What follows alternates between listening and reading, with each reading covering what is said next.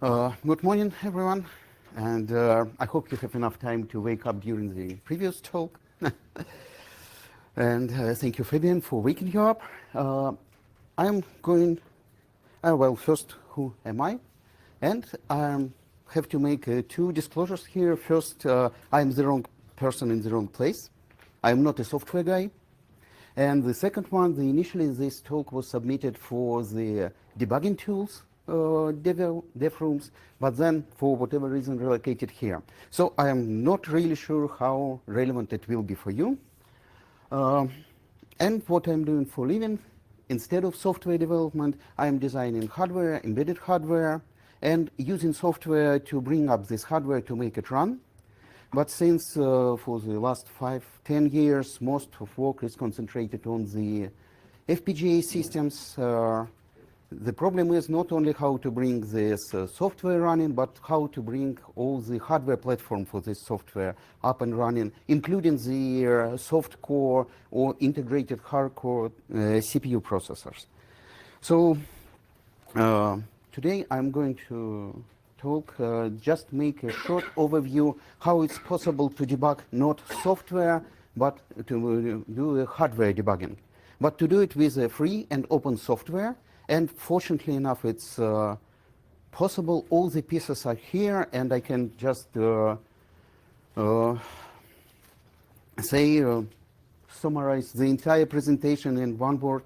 All the free software, all the pieces are here, but integration between them is really missing. So you have to assemble puzzle from different pieces together just to make anything running. And how many of you in this audience know what the FPGA is or have used FPGA? Wow. Okay. Then perhaps you know everything I'm going to tell next, and even quite possible that you know it much more than I do. Nevertheless, a few words why I think that software developers should care about the FPGAs.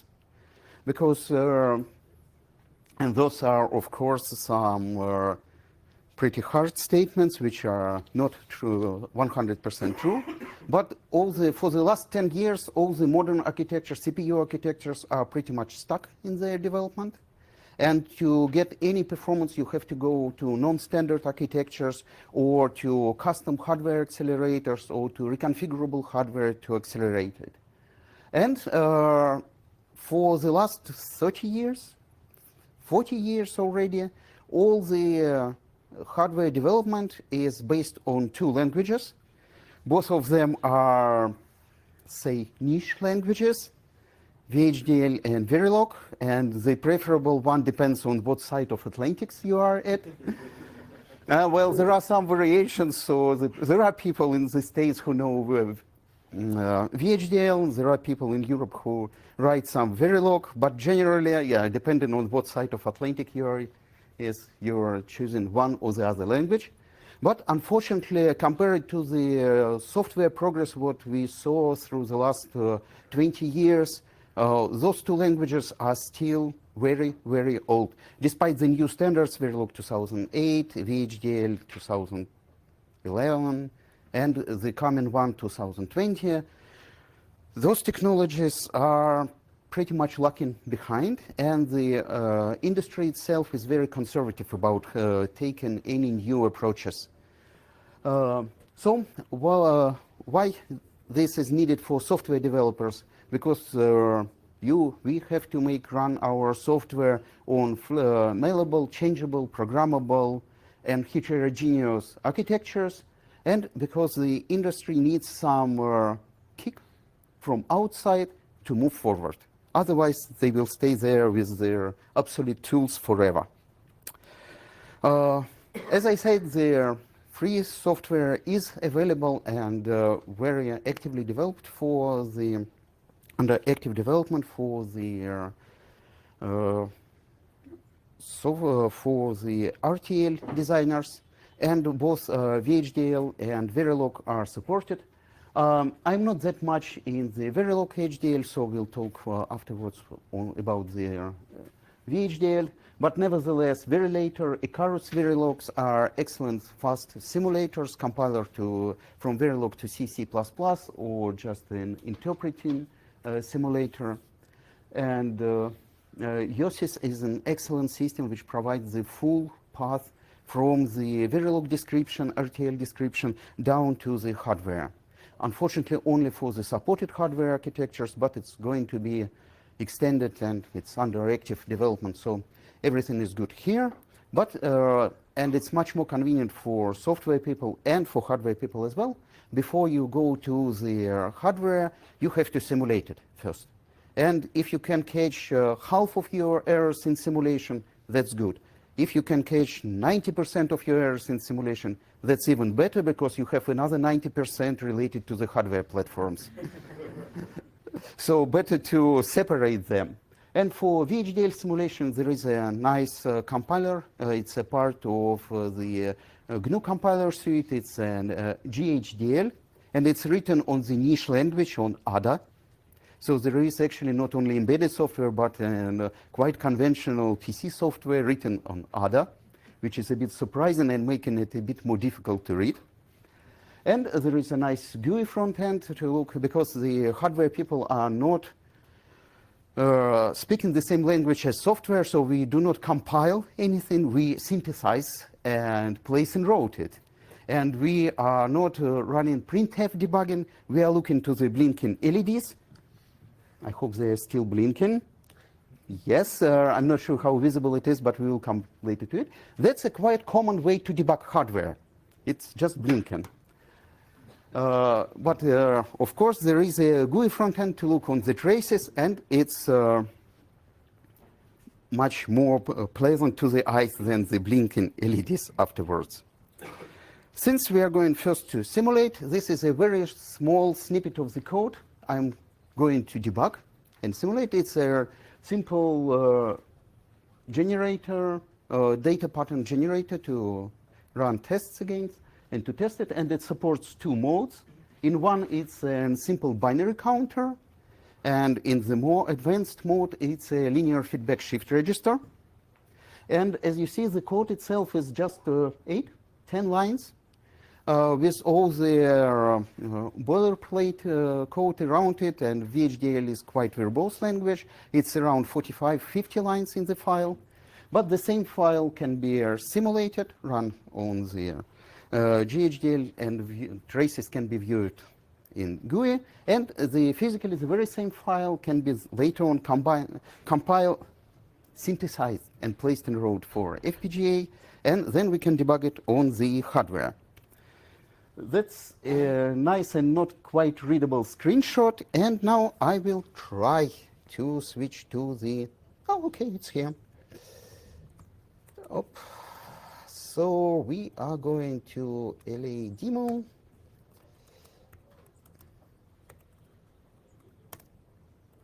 Oops. As you see, the straight, oh yeah, it's even better than a PDF. Just run GHDL several times to synthesize several blocks and run a simulation for a while. And now if we start make without magic, okay. Oh, it's here. Exactly what you saw on the screenshot. And we can see two separate, oops, if I can scroll it now. I can. We see those two different running modes, the binary count one and the linear feedback shift register. You see the one is walking through the register here. And zero, all bits zeros, is a possible state for the binary counter, of course, and it's a dead state for the linear feedback shift register. So if you move to that one, for the software developers, I think all the work is done here. We have a code, we can compile it, we can run the simulation, we can get a picture. It's working. We are done. Not quite true for the hardware. So, oops, sorry for that. So we have to go for down to the real hardware. And at this place, we are completely, we have completely to surrender to the vendor tools, because except for the Yosis and Lattice and some low-end Xilinx platform, there is no way to place and route and to generate a bit stream for the real hardware, for the real FPGA. I really hope that sometime soon it will change for, at least for some Altera Intel FPGAs, if someone of you will contribute to that. And for the on-chip, on hardware debugging, there are tools from all the vendors. Altera has a signal tap, Xilinx chip scope, Synopsys has Identity RTL debugger, which is running on, I think, all the FPGA families supported by Synopsys. Microsemi, Microchip have their own smart debug features. So you actually can look inside the running hardware, running FPGA chip, and get the same traces, look for the signals, and in some advanced cases like the smart debug case, you can even try to toggle some signals or to twinkle some signals in the running system and see how your hardware reacts on this. What is the problem with those tools? I think that's stated in the very first line. They're proprietary and they're vendor specific. So if by some crazy decision of hardware designer, you have two different FPGAs from different vendors on the same board, you basically have to have two completely different parallel setups of all the development and debugging tools, somehow magically, if you're lucky enough, connected to the same hardware, and hopefully used in parallel. Haven't ever seen working it in practice, unfortunately. Even if you have to debug two separate pieces inside the same FPGA, it's already a challenge with the vendor tools. If you have two different vendors, and of course, support engineers and field application engineers will just ask you, you are using the different FPGA? Sorry, we can't help you. And that's a problem. And of course, especially if you are not working in the university or industrial environment, there is a cost for the licenses. And sometimes it's acceptable and quite reasonable. Sometimes they are charging a premium amount for basically non-working tools. But we can learn from them, we can look at them and maybe do somewhat better job. And what we can learn from those tools is their less common denominator, how to connect to the hardware. All those tools are talking to the hardware through the IEEE 1149.1. It's also, I think, something or so-called JTAG standard. It's simple 4-wire interface to talk to. Initially, it's been intended for the hardware testing, for the interconnectivity on the board testing, but now it's overused for the CPU cores debugging, for microcontroller debugging, for flash and programmable logic interface and programming, configuring, debugging it. So it's, I would say that it's most widely used and the least common denominator for all the interfaces. And there is a software support. There are two somewhat different, somewhat separate, somewhat competing projects to talk to different interfaces, hardware debuggers. So besides the software running on the host system to talk to the hardware, you need some converter from the whatever interface you have on your development station. It's usually nowadays it's either USB or there are some converters based on the networking. Ethernet connections, but you need some converter to talk to the hardware, so USB to JTAG converter. And some of them are integrated in the development board, some of them are even integrated into the final products, in the embedded systems, or sometimes it's just a small external boxes. And both UR-JTAG and OpenOCD provide support for, I don't know, something like around 50, 100 of different interfaces. And they are pretty flexible, provide the driver API where you can write the plugin to support your own interface. And then, of course, it's interesting to look what is available as a free software for the GUI counterpart of those vendor tools. And there is an excellent, interesting project of SIGROC. Its prime intention is to provide a free and open source interface for the real hardware. So it means for the digital multimeters, signal generators, logic analyzers, oscilloscopes, and for that matter, it supports a lot of vendor systems and big and expensive Tektronix, Agilent, HP, all the stuffs. But it's also reasonably easy to provide a plugin driver for it, so it can talk to the logic analyzer, which is built inside the FPGA. Since FPGA is very flexible, you can just take some more VHDL code or some more Verilog code and build a logic analyzer inside the FPGA using its internal resources and connect it to different signals inside the FPGA itself. And vendor tools such as their signal tap, chip scope, are working and Synopsys Smart Debug. They are working exactly at this level. They are instantiate a separate logic analyzer instance inside your system, connected to the signals you are pointed to, you are interested to look at.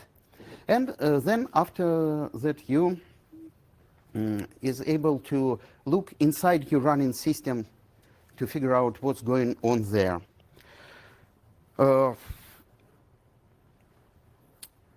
And then, of course, you can use all those tools with pretty much any board you have or any FPGA platforms you have because they're free. And this one is just an example of one of the boards.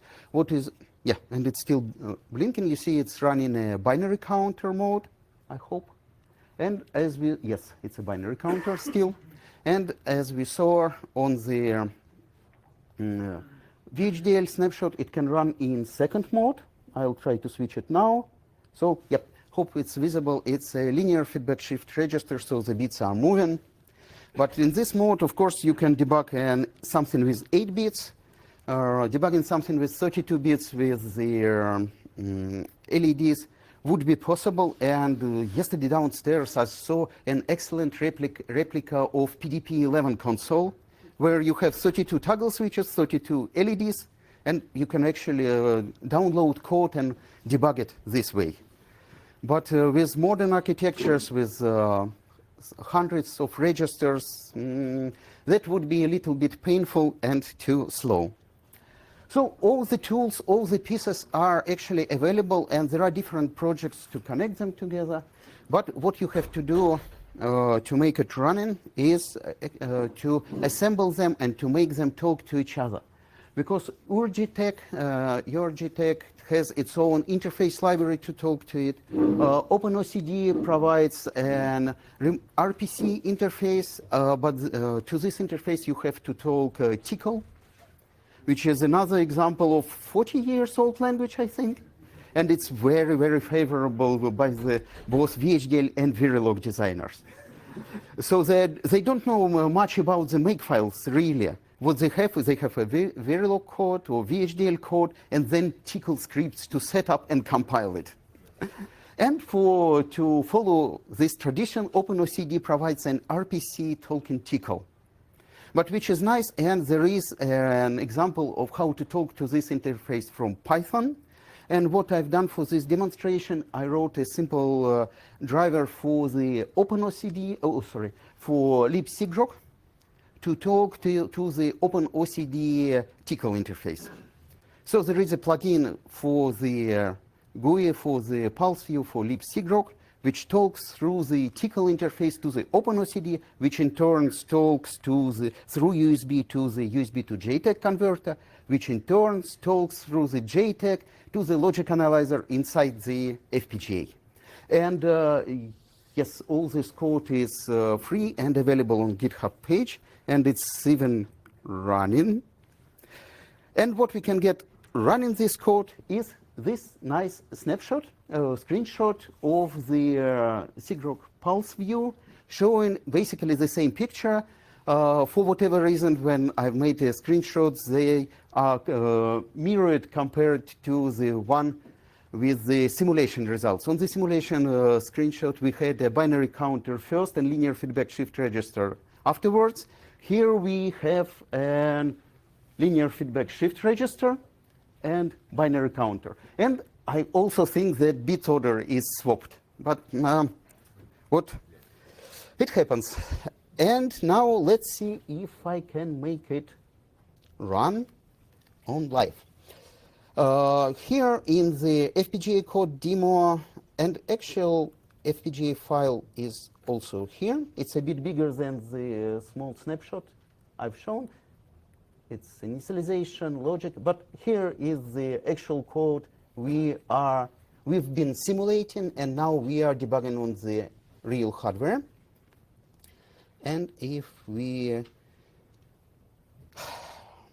run SOVG Tech server, OCD are just the configuration files in Tcl for the Open OCD, and which describe how to interface to all the pieces, which interface to use and how to talk to it. Yes, it's running, and it sees the real hardware talking to it. So now we can just take a separate window.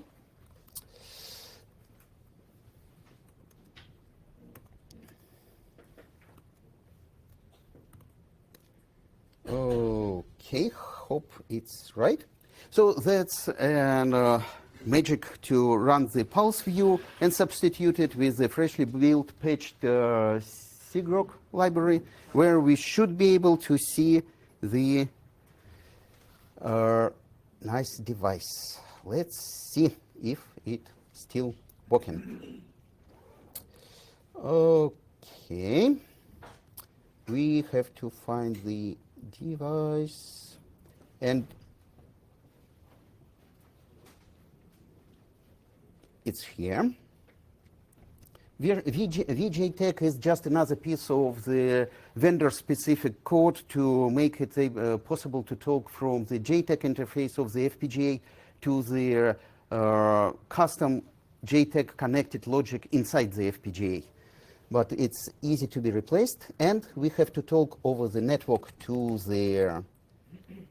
our server, and it's running on the same machine, just different numbers.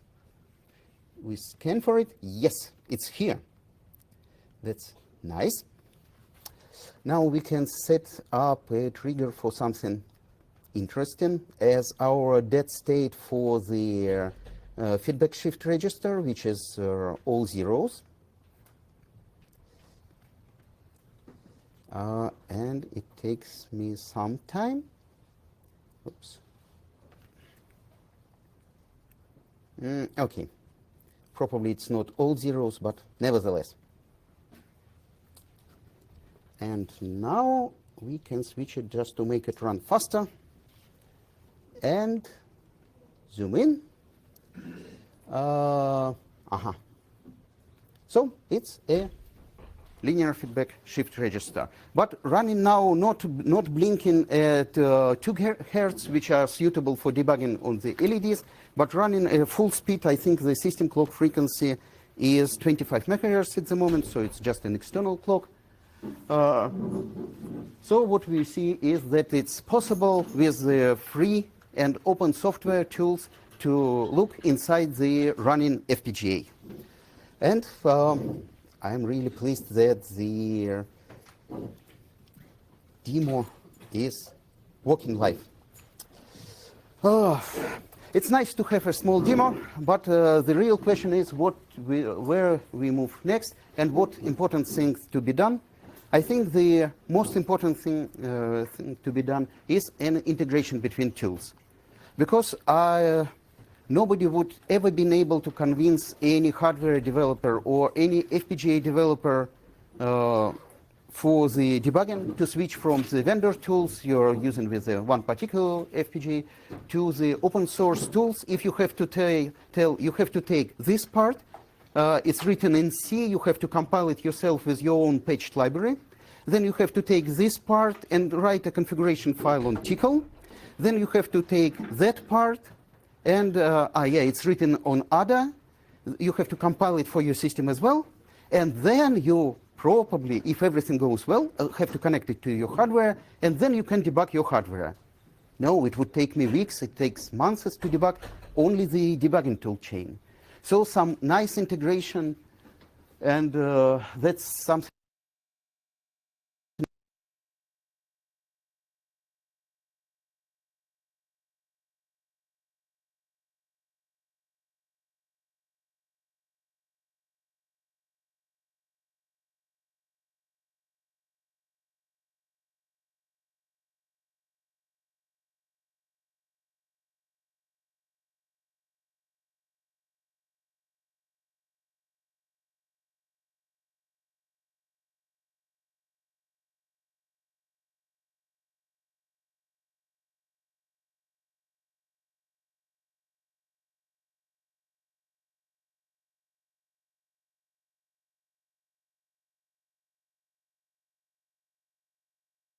cheap debugging standards and interfaces. IEEE standards take really long time to get accommodated.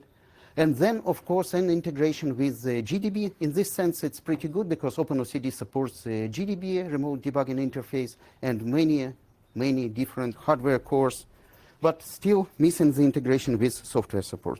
And all this code, all the examples are available on the GitHub page. You can link to it. You can send patches, you can download and start playing with it, and any questions you might have. Thank you for your attention.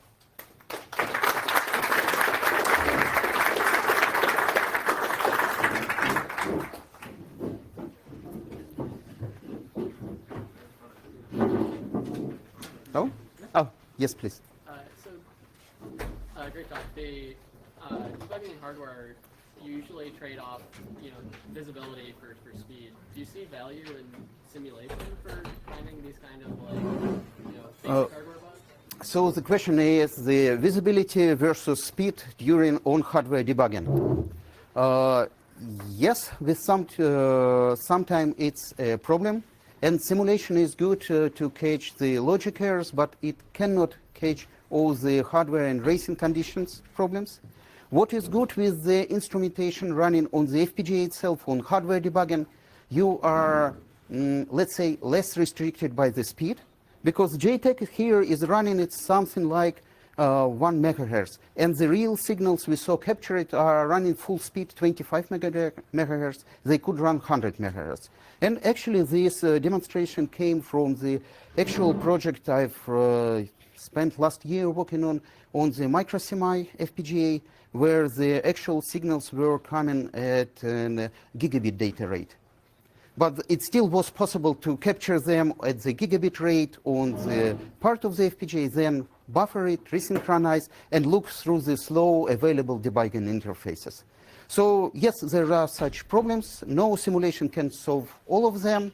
On-hardware debugging is needed for that, and it makes it easier somewhat. Okay, sorry, you cannot have more questions. I'm sorry, but you're welcome to drop a message or just stop by later on. What you can do is just go behind and